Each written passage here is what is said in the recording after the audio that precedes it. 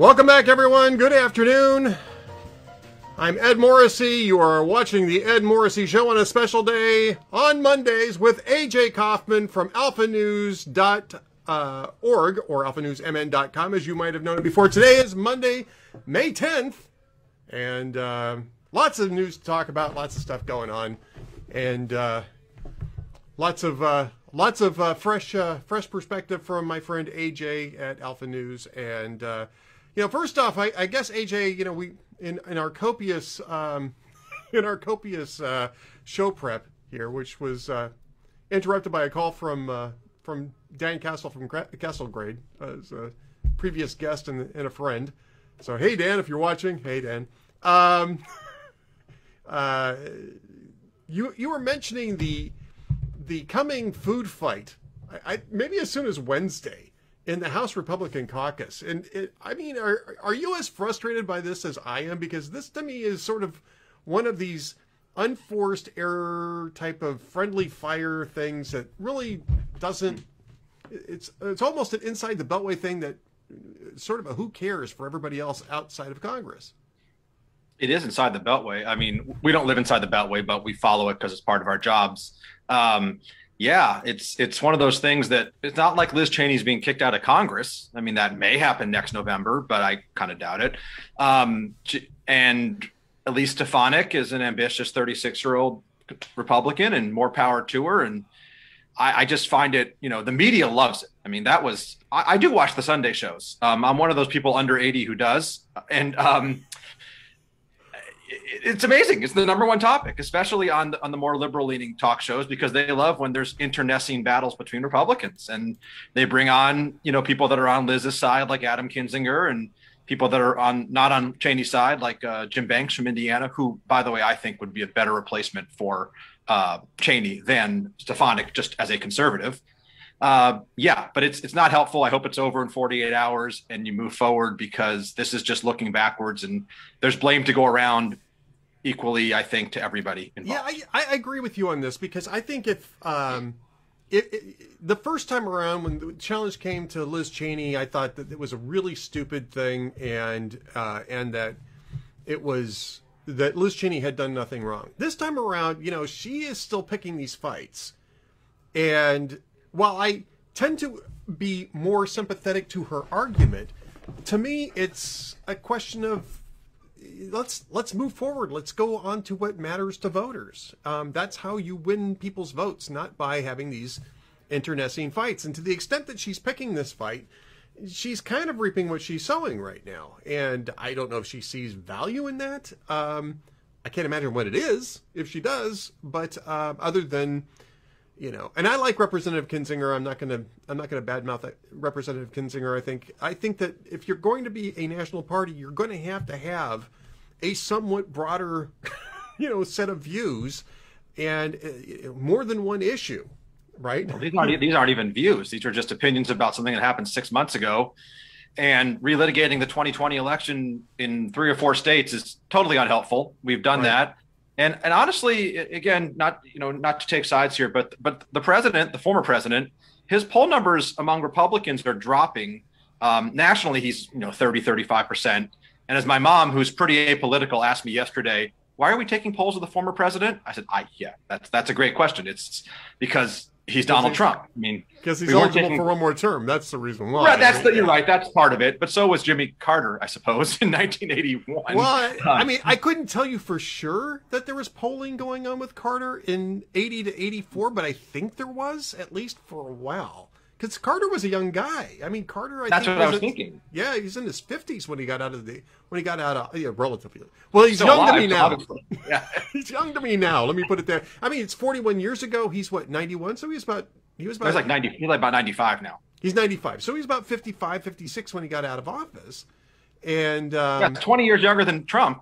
And Trump is older than George H.W. Bush was when H.W. Bush left. But nonetheless, I think I read, or Karl Rove, I think he had his whiteboard out the other day, and he said 44% of Republicans say they're more supportive of Trump than the party as a whole, but 50 or 51% now say they're more supportive of the party. And that's changed. I think that was reversed 3 or 4 months ago.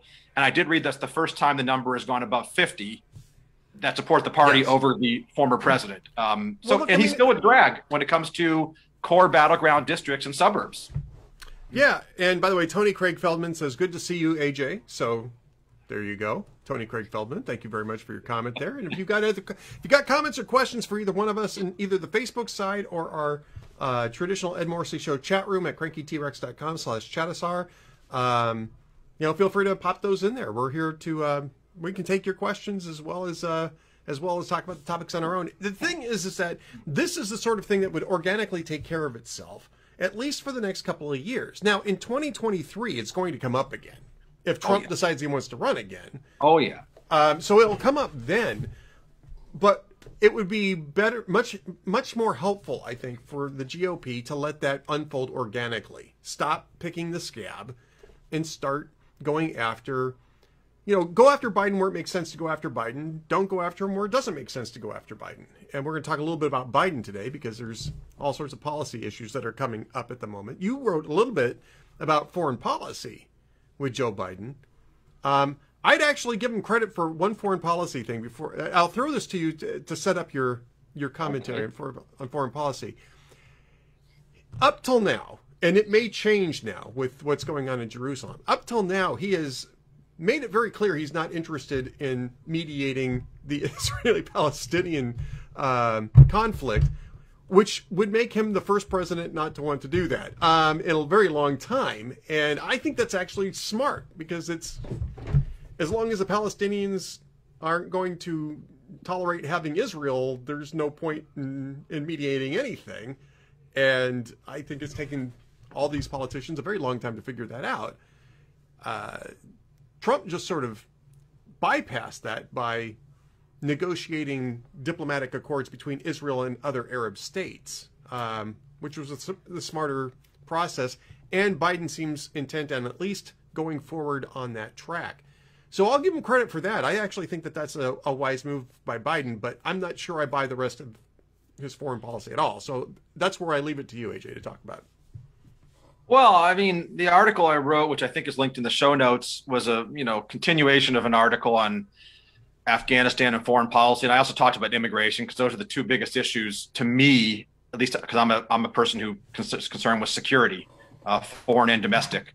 But I think the Afghanistan withdrawal is still a problem. I think it was irresponsible, and we discussed it last time. Yep. I think it has consequences that and it will cost more money. Actually, it looks like, at least initially, to get our troops out of there than it would to keep them there another year or so or two, if people are concerned about money. And of course, Biden's foreign policy record is not good. So if you look at history, I would be questioning him being correct in anything.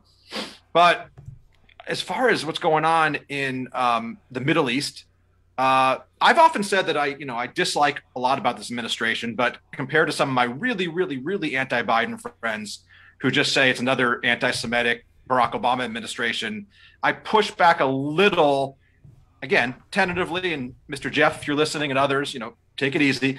I push back a little. I don't think Anthony Blinken and the Secretary of State, who runs the building behind me, whose name I actually am forgetting right now, Lloyd Austin.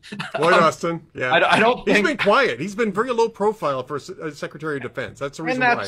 Okay. I don't, Jake Sullivan, I don't think these people are openly anti-Israel like some people that work for Barack Obama. Now you have Robert Malley, who is, and you have people pushing him from the left who were enraged yesterday and today about what's going on with Israel's simple retaliation, the Tlaib, Omar, and increasingly Liz Warren, Bernie Sanders wing, which I've always felt is openly anti-Israel. And yet, if you say that, people are surprised. But I'm still concerned, Ed. I'm still concerned. I read recently that they've been slow in sending nominees for key positions into the national security bureaucracy, which may sound like a good thing, but you need people there to make decisions. That could just be post-election delays and hyper-partisan battles. But between that and the decision with Afghanistan, because I don't buy into the whole endless war idea, people are dismissing concerns, I think, about these issues. It's just like, I don't think people are taking it as seriously as they could because foreign policy is not something most Americans are very interested in on both sides, as we know. Yes. Yeah. and of course the JCPOA is a problem.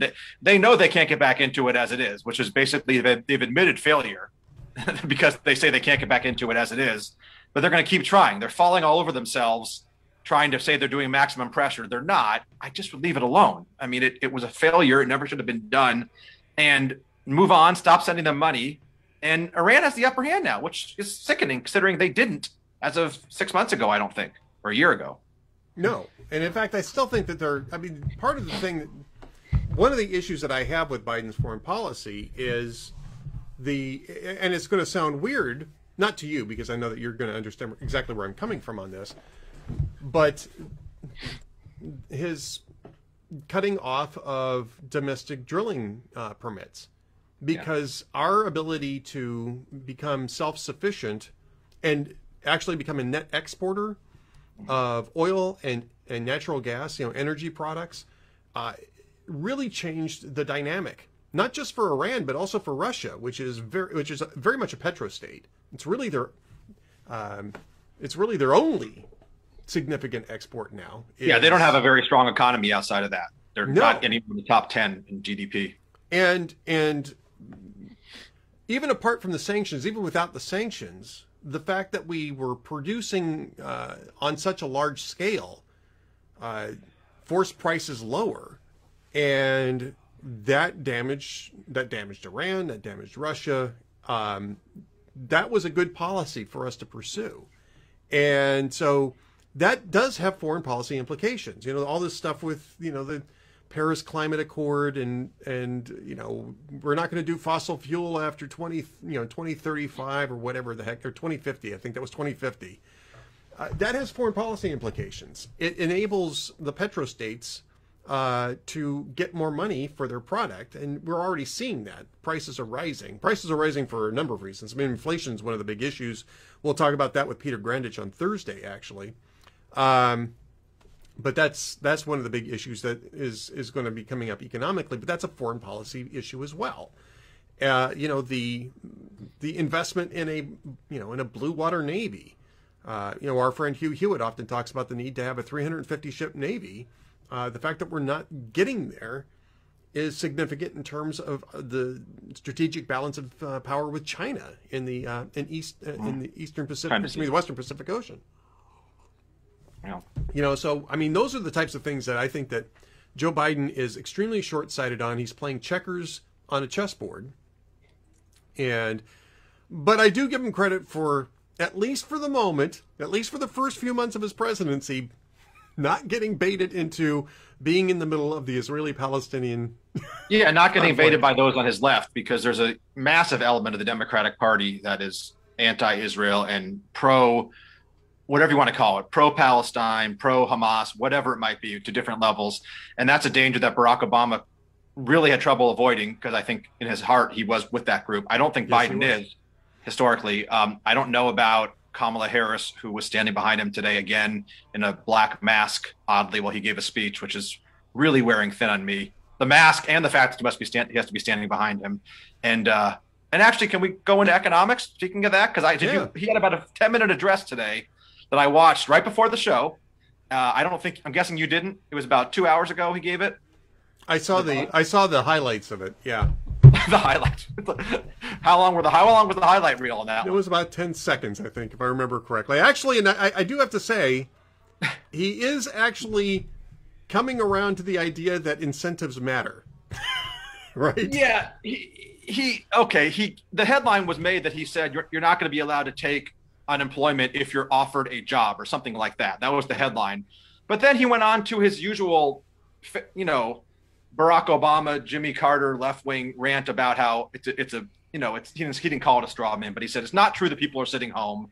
I have more faith in the American people than you people do. And we gave money to corporations, and you can't make someone take a job if it's not a living wage. And I don't think he mentioned the word fair share, but it was, it's hard to reconcile the horrible jobs report that came out last week or on Friday, 3 days ago. Because after 500 and something thousand jobs in February and 770 in March, they were expecting over 1 million. Correct, Ed? Yeah, and actually the reason why, one of the things that happened is that the March report was initially 916,000. Right. It got revised downward by 146,000 jobs, which is a fairly significant downward revision, even for the BLS. I mean, I write about jobs reports all the time. I've been doing it for 15 years, so I'm not an economist, but these are data sets that I'm pretty familiar with.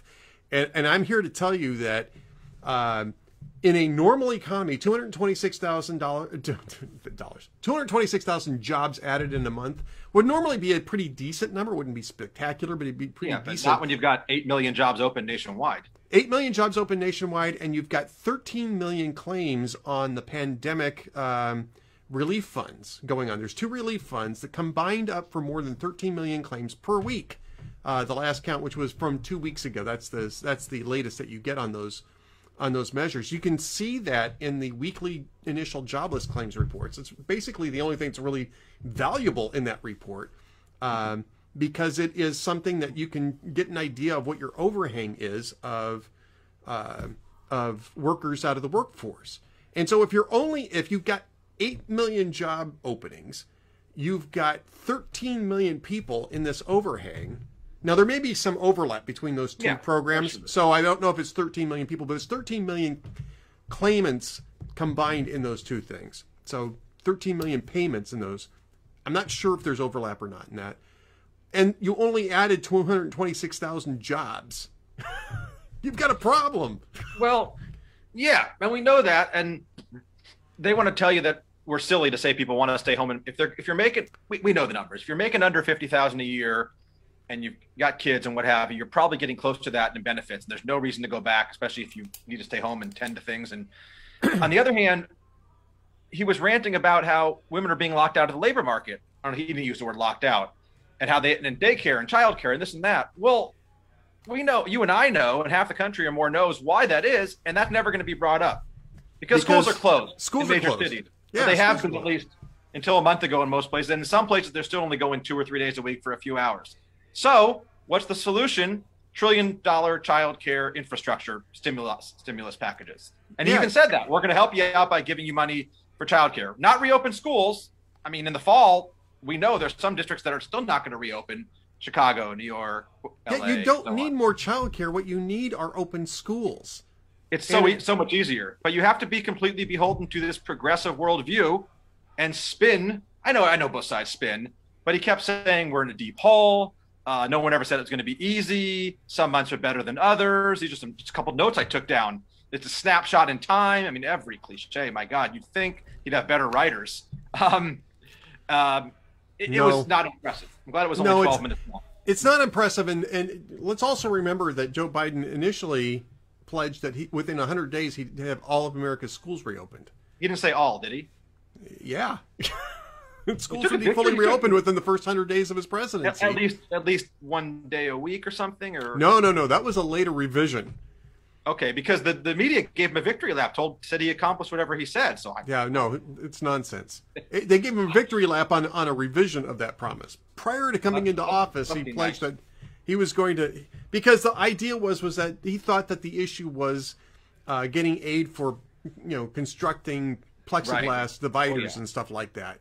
And they allocated the money for it, and Randy Weingarten still said, we're not going back. And it was like, oh, okay, well, I guess not. I like that. I like revisions. I mean, sometimes I miss a 10-foot putt in the golf course, and then the second time I tried, I make it. I could have a lot better score and make a lot more money if, I had a chance to hit it twice. Revisions. I love revisions. Yeah. Revisions are great. Yeah. By the way, welcome to Charles Clark, who is coming to us from Shanghai. He was a little miffed that I didn't welcome him from Shanghai after I welcomed Tony Craig Friedman, but that's okay. Charles is around quite a bit. So Charles Clark from Shanghai. Where's Dunitz? I don't know where Dunitz is at. I told him I was on with you today. I sent him an email an hour ago saying it's Monday. I don't know, Jeff. If you're there, make sure you pop up. We're talking about Jerusalem. He's got some posts coming up about Jerusalem. It's going to be coming up pretty quick. Jack Nischik wants to know if Joe Biden used the word malaise yet. It depends if his speechwriters remember anything about the Carter era, and if so, maybe they'll try to avoid that term, or maybe they'll use it. You'd think. So.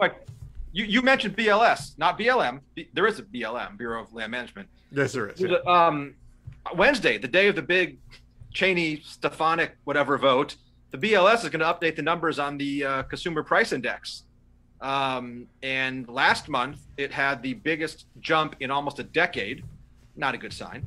No. Showing that serious inflation could be returning. Even CNN and NBC have had some stories recently noting yes, they that. have. Anyone who's gone to a store, and pretty much everyone does go to stores, so this is something that affects everyone, kind of like gas prices, maybe even more so, because people in big cities who don't have cars may not notice gas prices. And the price of things are going up, everything from consumer goods and food to, construction materials. We know that. And not everyone gets a raise every year like some government workers do. So, well, in fact, I think that probably people are less concerned about getting raises and more concerned about just keeping the jobs that they've got. But there's the prices are increasing for a variety of reasons, and let's go over each of the reasons. You mentioned gas prices, which are a force multiplier in distribution chains, right? That's the word. So if you have to move from the manufacturer to the wholesaler, from the wholesaler to the retailer, et cetera, et cetera, et cetera. Yeah. And there's usually multiple stops in there, and it's not just one and done. So each of those things requires you to, usually use trucks, and that requires you to use gasoline. So when the price of gasoline goes up, each of those legs get increasingly more expensive, and so this tends to be a little bit exponential. Any increase in the price of gasoline has an exponential impact on that. The second thing is that we're still having supply chain issues. I don't know, I do the shopping, and there's always something that the store is out of. And it's weird, right? One week it was, for a few weeks, it was canola-based mayonnaise, which I use because it's a little healthier than regular mayonnaise, right? Mm-hmm. There wasn't any canola-based mayonnaise for weeks in the store. There's all the other mayonnaises are there, but not the canola-based mayonnaise, because apparently that facility had supply issues or it had personnel issues, shut down because of COVID. No, I've noticed the same thing, Ed. I've noticed that. I mean, the communists like that, though. They don't like how many choices we have in mayonnaise. True. And for a while it was pork. Remember, there wasn't any pork around. Well, the Jewish people don't know that. Well, it's true. I agree. But, but you saw in the stores or there used to be pork, there was empty shelves. Yeah, there was turkey bacon. There was a lot of turkey bacon flying around. Yes, there was. Really good. I'll tell you the other one that really hit me weird was nonstick foil. There was no nonstick foil. I go to the dollar store for that one. And I ended up going to a different store, and they had a different brand. They had an off brand, right? And they had tons of that stuff. And the store I normally go to didn't have it. And so I bought it when I saw it. It was like, oh, great, I'll grab this. And now that's back too. But we're still having some supply chain issues, and that's still going on. So that's also part of the price increases, because when you're having supply chain issues, nobody's going to give you the 20-cent coupon. I mean, it's just not going to happen. But the third thing is that we're raining cash all over everything. So you've got a spike in demand, this artificial sugar high spike in demand. What happens when you have an artificial spike in demand and you have an unstable supply? Prices go up. Yep. Right? Yeah, force multiplier is the right word for gas. I mean, even if you don't drive a car and you're an environmentalist who wants to see gas prices high for political reasons, that's still going to affect what you're paying likely for mayonnaise or lumber or whatever if you need it. And not to mention your iPhone or maybe down the line. But the Janet Yellen gave a very tone-deaf speech, I think, last week. And most secretaries of Treasury, I think, tend to be a little wealthy and disconnected. Steve Mnuchin was not perfect, certainly. But, a 75-year-old lady from Brooklyn who probably hasn't been outside of Brooklyn or D.C. in much of her life, trying to talk to you about kitchen table issues, denying that inflation's even close, denying that it has anything to do with the 3-point-whatever trillion in new federal spending in the past, well, even going back to the Trump administration, past 6 or 8 months. It's nonsense. And any responsible data observer, Ed, knows that that's what's happening. And, of course, employers can't compete with the federal government for money to pay people, for start. That's another example. And it's very troubling. And some people will be fine, but for the average person who lives paycheck to paycheck, this is not a good thing. And I don't know how to cure it right away other than to say, stop spending money. Right. Yeah. And you had a post on Hot Air, or someone did today, that some of these policies may not ever see the light of day, thank goodness, whether it's the second version of the Green New Deal or this infrastructure bill, quote unquote, as it is going to get watered down or cut down. It's so unnecessary overall, but it's got to get cut down to just essential items. Right. Yes. And I think it will eventually. I think that first off, you got a 50-50 Senate, so there's not going to be a lot of stuff that passes that doesn't have significant, Republican support, which brings us to the infrastructure bill, right? Mitch McConnell raised the ante up this morning from $600 billion to $800 billion, which, the White House wants to spend $2.25 trillion on this thing. And I feel like I'm stuck in a time loop from 2009 because 12 years ago, we were having the same exact frickin' debate. Right. In this case, it makes even less sense because all you really need to do to fix the economy, there's no structural problem with the economy at the moment, except for the fact that we keep dumping money into it. No, it was an artificial shutdown. This was not a just reopen crisis. Just reopen. If you could fully reopen, your problems are solved. You don't need to do all this ongoing stimulus. It made sense last year when the government was forcing people to close their businesses. Sure, we know that. Yeah, absolutely made sense. I get that. It doesn't make sense now, and you don't need an infrastructure bill to rescue the economy. Now, you can argue that we need to invest in infrastructure, but that was the same argument we had 12 years ago with the we went through that last time. I mean, the people who are involved in saying we need infrastructure have a vested interest financially in saying we need new infrastructure. I mean, like I said, I drive around the country. I was just driving around 4 different states last week, and I'm obviously not an expert in this or even not that knowledgeable in the engineering, though I do work with railroaders who know a little bit. I think our infrastructure is in a lot better shape than people in Washington and New York think it is. But I'm not adverse to spending money to make my roads smoother and everything safer. But the human infrastructure issues, this has got to get out, be out of the bill. And hopefully it will. But at 50, you say it's 50-50. That's still 50-50 with vice president, so they still don't need any Republican support for some of these things. No, they need it for infrastructure. They're not going to pass that on. They can't pass it on reconciliation, not without massive tax hikes, and the massive tax hikes aren't going to go through either. Right. Manchin's already made sure that that's not going to be the case. Yeah, we're lucky it's Manchin. Honestly, it's funny. You could have moderate Democrats. If it was a guy in even in Texas, a moderate Democrat, or someone in Oregon or in Rhode Island. Thank goodness he's in West Virginia, which is not only a very conservative state, but a state that really relies on energy and coal and working class people. He represents, a state it's not even Florida, at all. So it's a good thing he's from West Virginia. And it's good that Sinema and Kelly are from a border state because, I don't think either of them are as moderate as they seem, but they do represent a border state. So they deal with immigration more than people who live in any other state besides maybe Texas. Yep. And it's good that Manchin and Sinema especially are all in on preserving the filibuster. Mark Kelly seems to be going in that direction as well. Mark Kelly is up for re-election next year. I'm surprised it took him 3 or 4 months to say something because I think I told you this. I was very surprised that he was going along with everything the first few months because Arizona is still a purple state. Last I checked, he had a very weak opponent in McSally. Yeah, he's no shoo-in.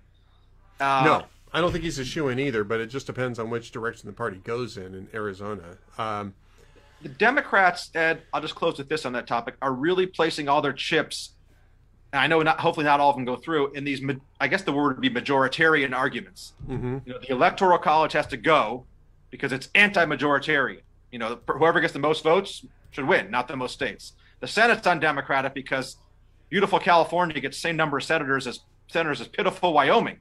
By the way, they never use Rhode Island or Delaware or Vermont in their arguments. They always use Wyoming. There are 3 states that are Democrat states that have 1 congressman. The filibuster must go because, oh my God, the will of 50 people or 50 plus 1 should not face any impediments. That's wrong. And of course, the Supreme Court must be packed with lots of new liberal justices because we need more majoritarian policies. Right. It's amazing. Yep.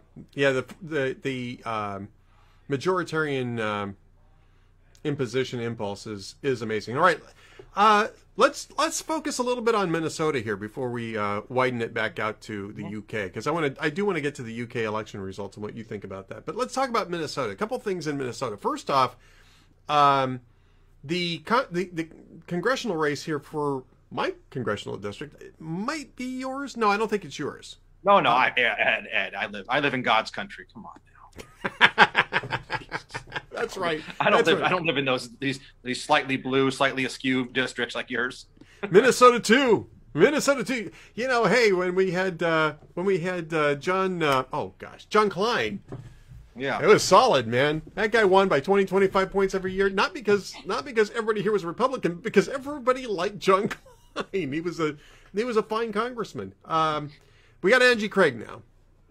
And Tyler Kistner tried to run against Angie Craig in last November. That turned out to be a weird thing because we had one of the candidates die suddenly, a young guy in the middle of the race. The marijuana guy. Yeah, the marijuana guy. And there was some question as to whether or not they'd have to do a do-over based on Minnesota law. Apparently everybody was satisfied that wasn't necessary. But Tyler Kistner is going to run again, I guess. Yeah, I wrote an article. Well, I didn't write an article. I interviewed him over the weekend and then just wrote up the notes.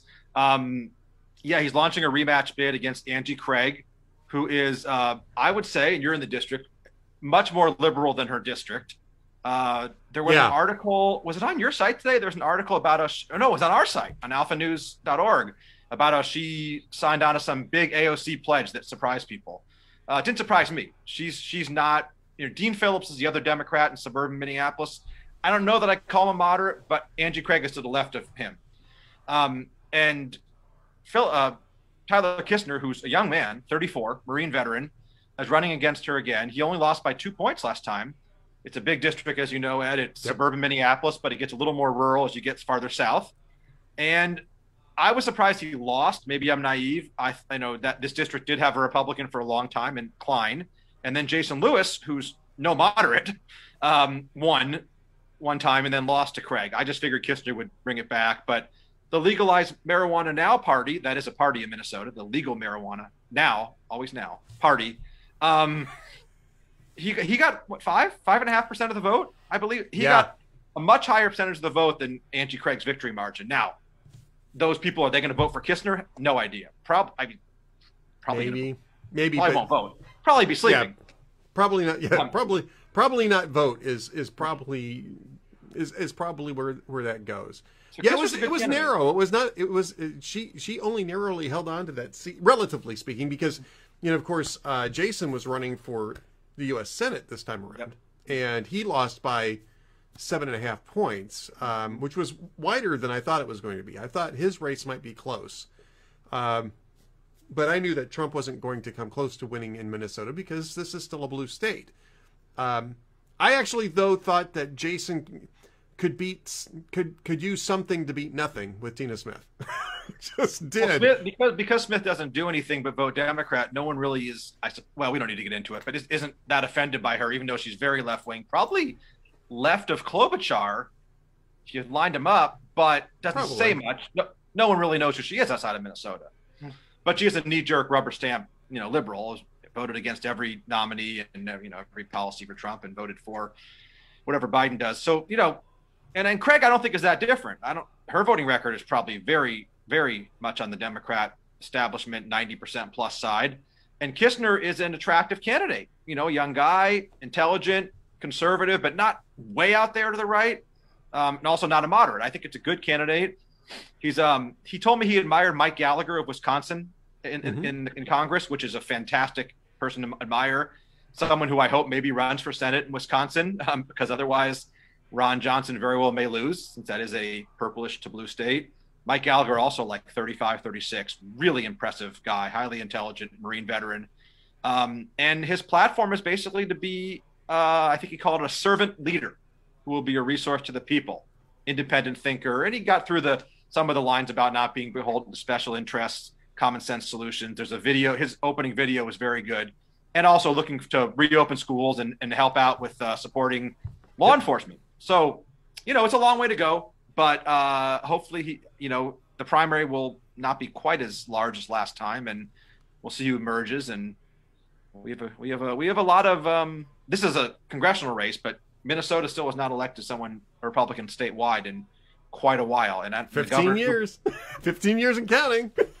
15, yeah, 06, Yeah. right. Yeah, 06, yeah. And we have the governor's race kind of slowly taking shape as well. So let's talk about the governor's race, because this actually has it's gotten some national draft because of one of the guys that's trying to jump in on the Republican side. I'm assuming that Walz is running for governor again on the Democratic side?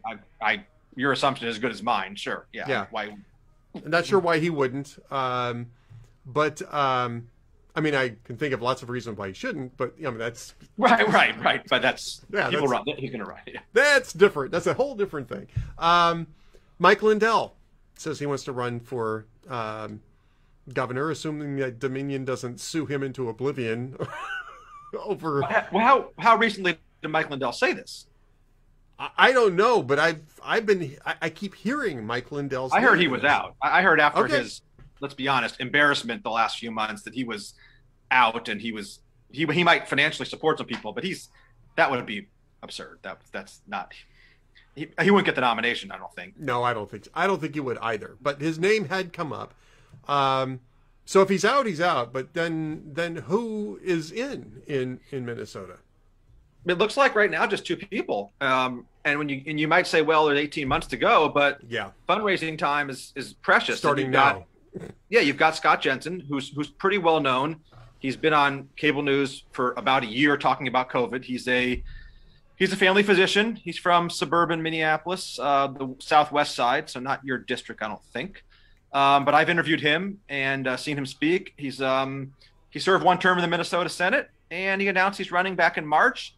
And he's been, basically getting publicity for his contrarian views, if you will, but they're not like out there like if people know Alex Berenson or some of the other people who were really kind of out there in COVID. His views are pretty much just wondering about the numbers of people who have actually died from it directly from COVID. He's not a conspiracy theorist. The guy's a highly intelligent physician with, years of experience and considered, not a radical. He on certain issues like healthcare and guns, he's more toward the middle, you might say, although I still think he's reliable on those issues on the Republican side. So he's running and he's focusing on, I think he told me, I interviewed him 2 weeks ago, safety, students, and secure elections, talking about how unsafe people feel, especially in the Twin Cities, talking about the lockdowns, talking about the Great Barrington Declaration. Those of you who haven't read about the Great Barrington Declaration last fall, it's worth looking at. It's a bunch of doctors got together and actually had some common sense and proposed some solutions, but I'm sure it's been called, by the media, it's going to be called, nonsense. And schools and also just how Tim Walz is really on a power trip and doesn't like to compromise. And Scott told me that Mark Dayton, who none of us would say was a great conciliator, great compromiser. He wasn't Henry Clay. He said that Walz is more difficult to deal with than Dayton, and Jensen dealt with both of them during his one term because it overlapped. So he's out there, and then there's a gentleman named Mike Murphy, who's another young guy, 36, I believe, mayor of Lexington, which isn't too far from St. Paul, small business owner, and he's going to run, I think, whether or not it's to the right, he's definitely going to portray Jensen as more of someone who's sort of looking to be a celebrity and part of the establishment of what have you. Murphy is going to talk about some of the same issues. In fact, when I asked him his 3 issues, he said taxes, schools, and election integrity. So not much different. Right. But he uses a little colorful language. He calls Keith Ellison Antifa Keith. I saw Mike speak at a Freedom Club meeting a week and a half ago down in your neck of the woods in Golden Valley. And he's an amateur. I don't mean that in a critical way. He's an amateur speaker, politician, not a, off the cuff kind of guy, but he knows his issues, and he's definitely going to run more in, I don't want to say the Trump lane, but certainly more from the populist outsider lane, kind of freewheeling populist side. He was a law enforcement officer too earlier in his life. So we'll see. There'll probably be more people, but right now those two would be the main I gotta one. imagine that there will be. I get the feeling that Jensen and Murphy are both a little outsider-ish. I know Jensen's been around. I'm curious as to whether anybody on the with more of an insider track is Paul Gazelka, right? Yeah. Or I know this is sort of a left field thing, and she's not terribly popular inside the party structure, but Jennifer Carnahan's been running the GOP for some time, and hear me out. I mean, apart from the elbow throwing that you always get within party leadership, and especially at the precinct level, she is one of the few Republicans to have a real statewide presence. She's a woman in a cycle where Republicans are going to want to feature women in some of these races. I thought Corinne Housley actually did a really nice job. I was going to say Corinne Housley would be a better option. She didn't do as well as I thought she would do in the Senate race. She lost to Tina Smith by a smaller margin than Lewis did, but she got closer. Yeah, Corinne Housley seems to me to be, I don't know if she's more conservative, I don't know if that matters, but more attractive to moderates and independents than someone who's been the party chair out there fighting for the past 4 or 6 years. And there's a lot on the record. I'm not even talking about the intra-party arguments, but she's set, all of her speeches will come out where she's a little bit conspiratorial after the election. Yes, I was going to add that in. Yes, she was going on and on about the, she didn't quite get to the stop the steal level. But she edged up to it. Yeah, if she survived the primary, Carnahan would have a very tough time winning. Whereas I think Jensen, between you and me and the 11 million people that are watching here, I think Jensen would have a better chance to win as governor than Murphy, or Gazelka, who's again is a kind of a fighter. He's been the leader in the Minnesota House for a while. But Housley would be a good choice. I've met her in person a few times and always come away very impressed, and that was very unfortunate she lost to Tina Smith because she would have been a good senator. She ran a hell of a campaign. She did. I was very impressed with the campaign. I actually thought that she had a real fighting chance to win that thing. She did get close, relatively speaking, got close. She got closer in than Jason did, but Jason was running in a tough cycle too. Right, when you have Trump on the ballot or Biden or whatever. Right.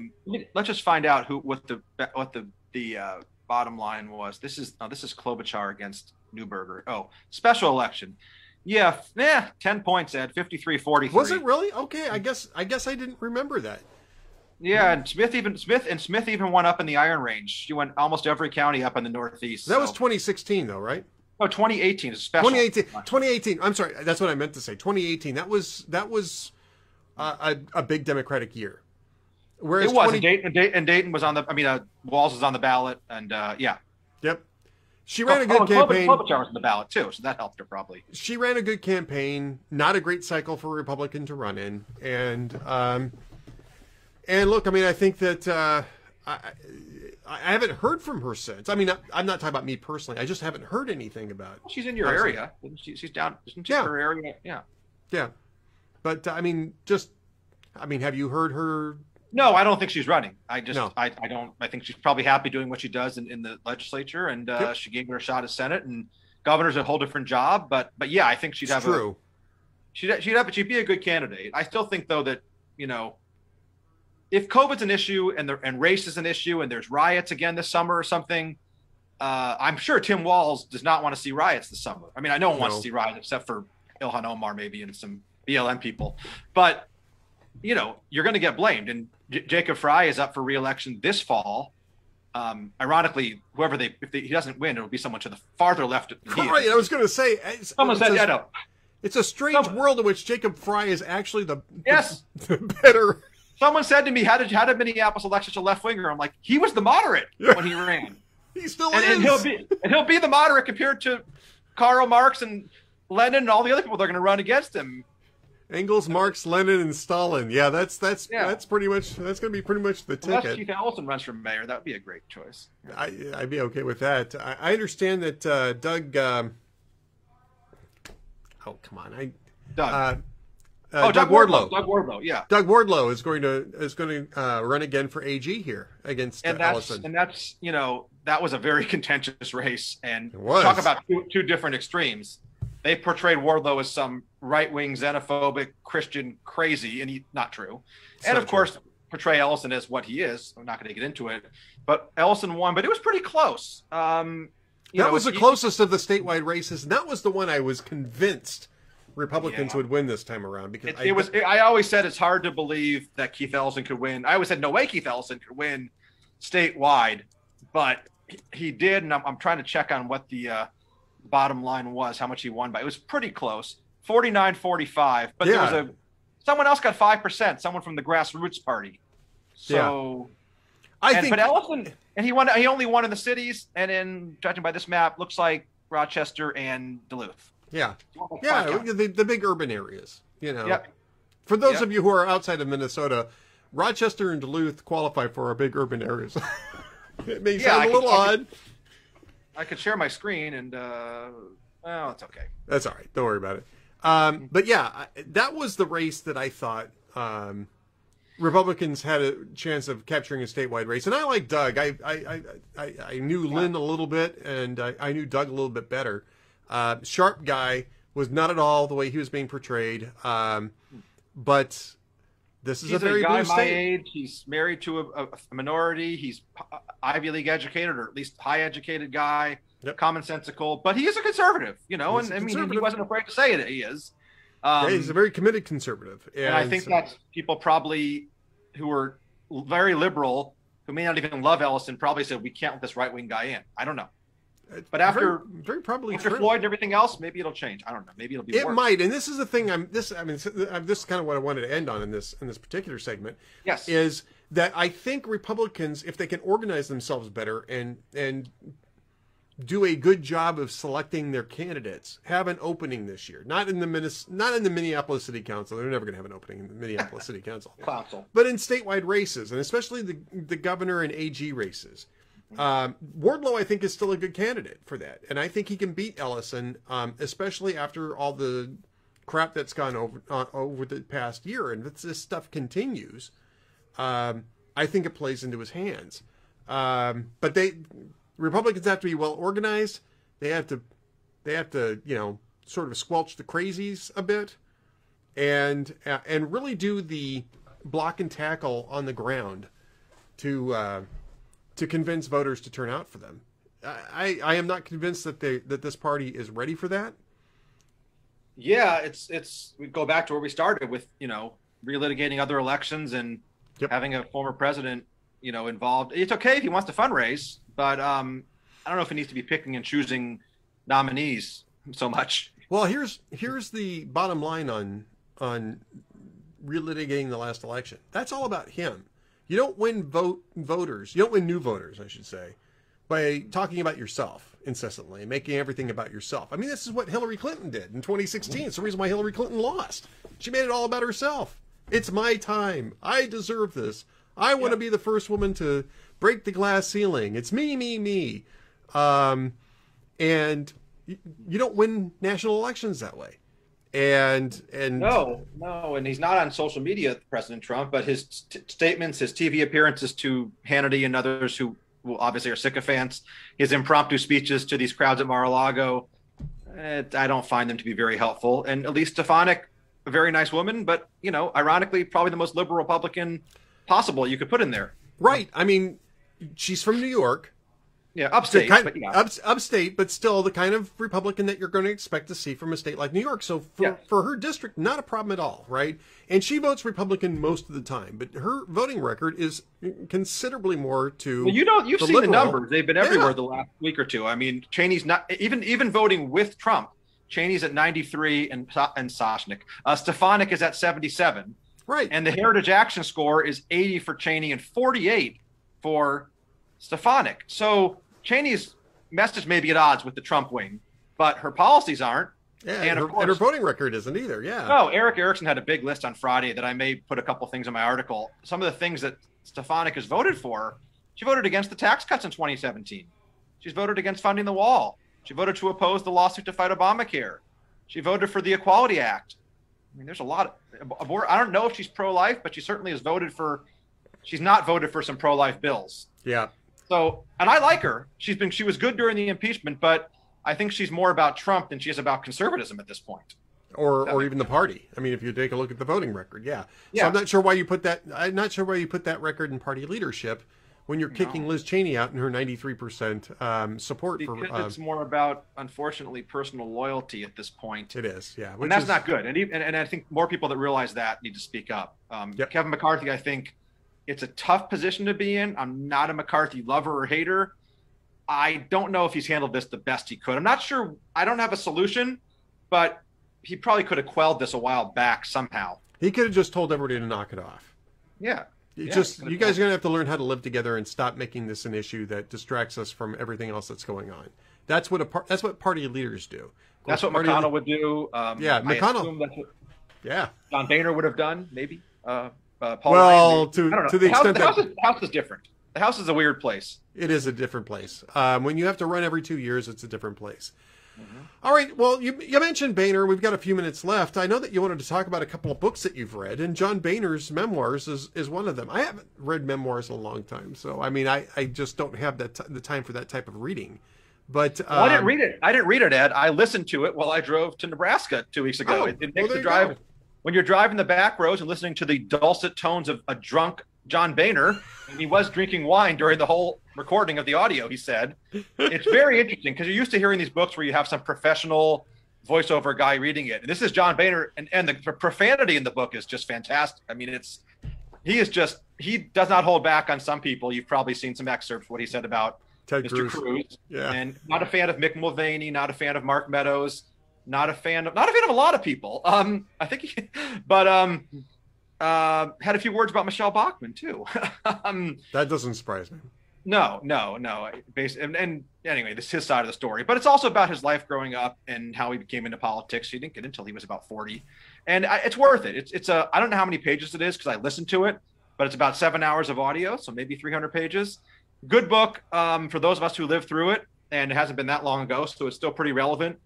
He talks a lot about Obama and a little bit about Trump because he didn't serve when Trump was there, but he played golf with him quite a bit and has a few opinions, but nothing too controversial. I also read, it's a good book called Supreme Disorder by Ilya Shapiro, libertarian guy from Cato. I'm not a libertarian.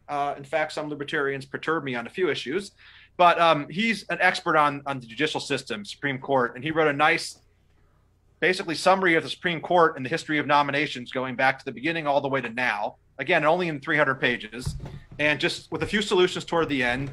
And it's worth learning about, we all know that people like Ginsburg and Scalia, who are far right, far left, whatever you want to say, they still got 95 votes. And it's hard to believe that wasn't that long ago. And now you have people that are far less controversial, like we've seen the last few, who for various reasons that we know could only get, 1 or 2 Democrat votes, if that.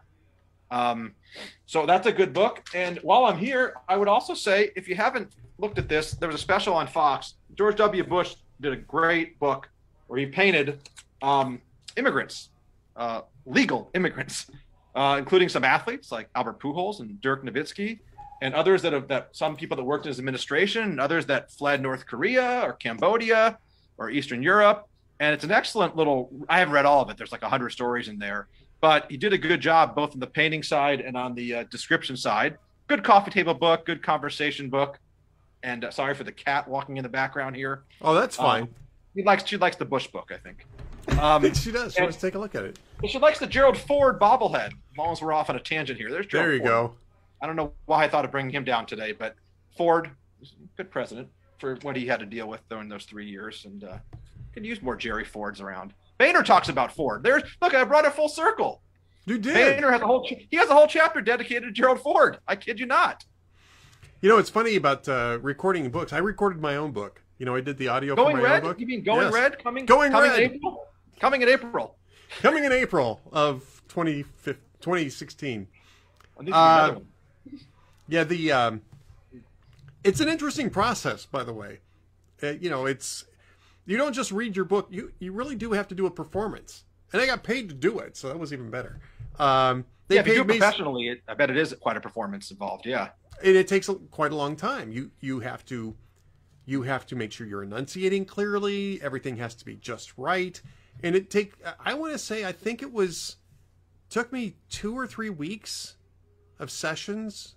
Not every single day, but I mean, weekends, I think mostly. and for several hours at a stretch for a 5.5-hour recording.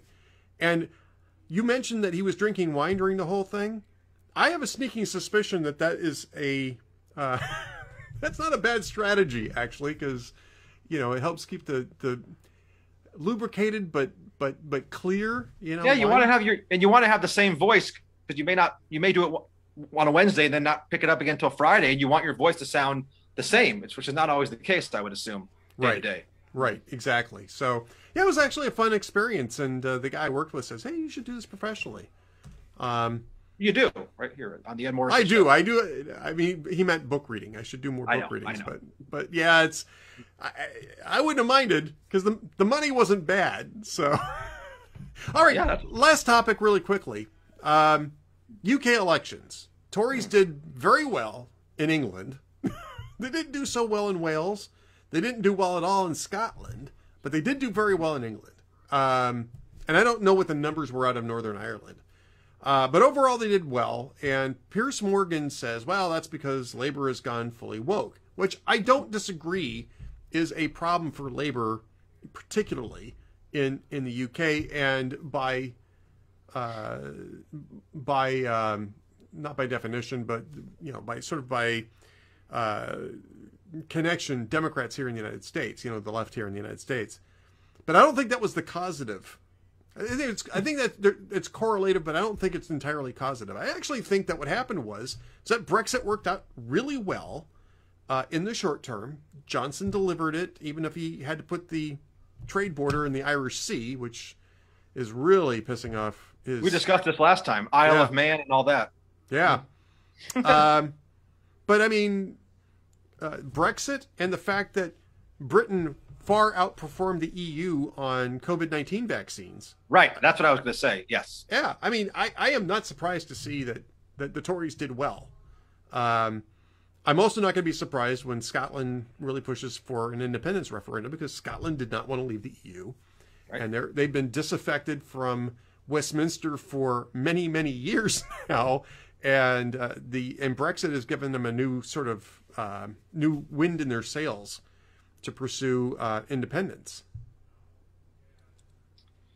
It's there aren't a lot of podcasts where you're going to get back-to-back episodes where you discuss the UK and the Isle of Man and Northern Ireland. This is, we're a unique group here at the Ed Morrissey show. Well, what is that party, the Welsh Nationalist Party? How do you pronounce that? Plaid Cymru. Yeah, what do you think of them? It's a big party. It's apparently 13 seats I just saw. Yes, and I think the Tories have 16 seats, and Labour has 30, if I remember correctly. Yeah, Tories do have 16. Okay, you got it there. And Plaid Cymru is the Welsh Nationalist Party, so it's somewhat similar to what SNP is in Scotland. Right.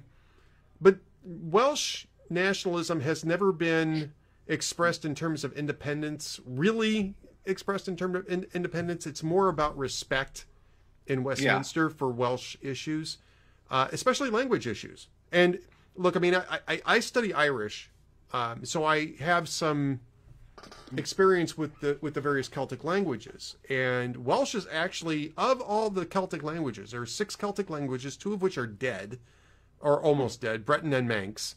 Or Breton and Cornish, and Manx is almost dead. But then you have Irish, Scots Gaelic is what they call it, and Welsh. And by far, the most lively and energetic of those languages is Welsh. You have, I think, 4 million Welsh speakers in Wales.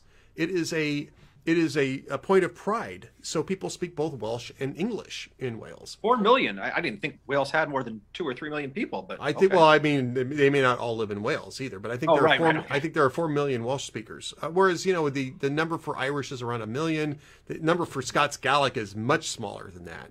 But it's still alive. People still speak it, and so the they have a certain level of political heft. They're kingmakers more than kings, if you will. They're around to settle closer splits between Tories and Labour in the devolved Welsh Parliament. But don't mistake the lack of a serious independence movement in Wales for an idea that the Welsh interests aren't significant there, and the Brexit decision was a narrowly run thing in Wales. I think overall Welsh voters supported it, but it was really narrow, if I recall correctly. In Scotland, it wasn't popular at all. And in Northern Ireland, it was also very narrow because I think they saw the writing on the wall. Brexit is a time bomb in the United Kingdom. It just is. Once you start dissolving bonds, if you're a country that's based on the marriage of four nations, which is what the United Kingdom is, it's very easy to interpret that as, well, we're going to let the nationalist flag fly in all of its different expressions. And I think Scotland is going to demand and, if necessary, run its own independence referendum and force the issue with Westminster. And I think that this election has curiously made that even more likely, because even though SNP doesn't have an outright majority, they now have a broader base for with the Greens for an independence referendum, and I expect to see something happen along those lines in the next year or two. And as you wrote today, Labour ran a platform of sneering political condescension. You know what that country needs is it really needs a return of the liberals. Labour, you mean actual liberals. The actual liberals, the historic liberals. I think so does the Democratic Party in the United States possibly need to return to the actual liberals. It really does, yeah. I mean, to large L, capital L liberals in the UK were, I wouldn't call them libertarians, no, but they were for democratic institutions. They weren't conservative, but they weren't left progressives either. Labour has always been left progressives. And Labour really supplanted the Liberals, I think, in the 1970s. The Liberals just finally blinkered out of existence. You would put Tony Blair, you would not call him a capital L liberal. You'd say more Labour, huh? Well, he was Labour. I mean... Yeah, but he doesn't seem it, compared to like some of the other folks, not just the Jeremy Corbyns, but others, he seems a lot more... Yes. Reasonable. Okay, so on this on that political spectrum, had there been an effective Liberal Party...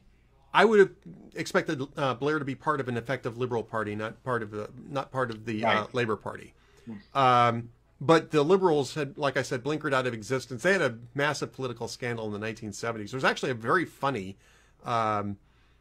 Amazon Prime series about this called a very British Scandal, I think is what it's called. Oh.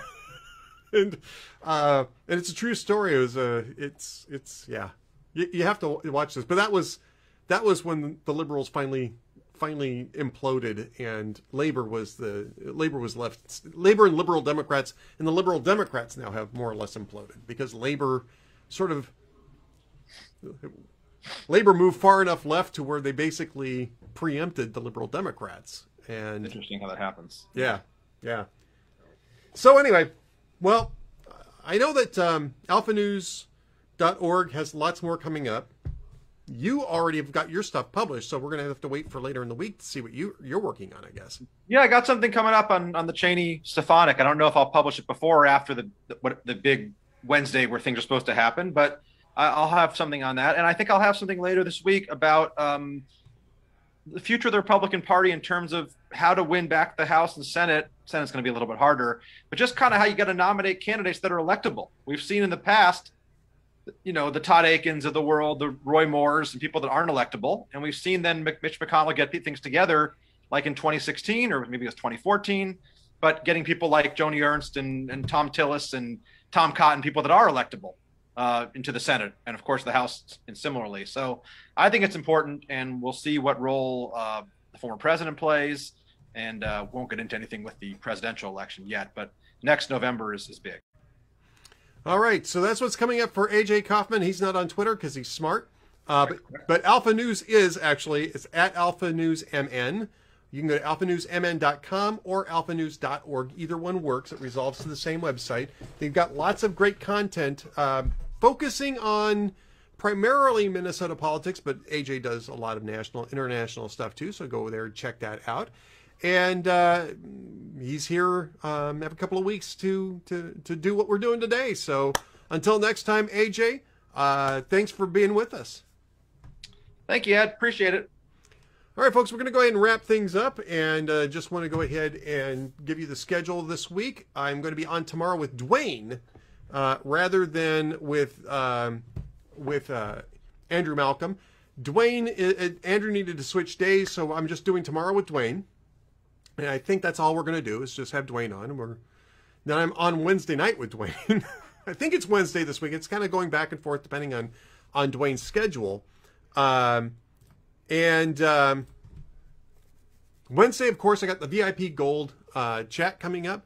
So that's, if you're a VIP Gold member, that'll be with Cam Edwards. That's at 1:30 Eastern time on Wednesday. So be sure to tune in for that. Thursday, I'll be on with Andrew on Thursday this week. And I've got Peter Grandich coming up. And I know I've got somebody else scheduled for Thursday, so let's take a quick look at Thursday. Oh, and Jeff Dunitz, who didn't bother to show up for today's show. He was working on a post. I mean, I know what Jeff was doing. Jeff was working and writing a post.